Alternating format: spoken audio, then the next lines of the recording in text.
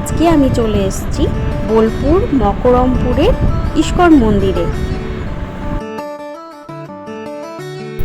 প্রথমেই আমরা জগন্নাথ দেবের দর্শন করব আর তার সঙ্গে আমাদের রাধা মাধবের।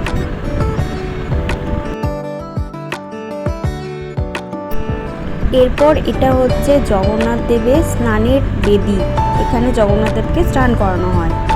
আর কালকে যেহেতু উল্টো রথ, তাই রথ সাজানো হচ্ছে ফুল দিয়ে। এটা হচ্ছে এই মন্দিরের শ্রেষ্ঠ আকর্ষণ কেদারনাথ মন্দির, যেটা এখন বোলপুরেই তৈরি হয়ে গেছে।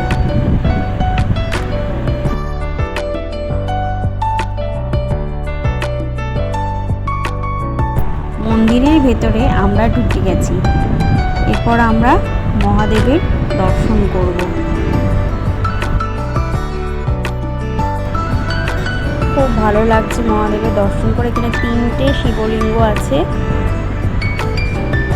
মন্দিরের ভেতরটা অসাধারণ সুন্দরভাবে সাজিয়েছে। মন্দিরটা একদম অরিজিনাল কেদারনাথ মন্দিরের মতনই দেখতে লাগছিল।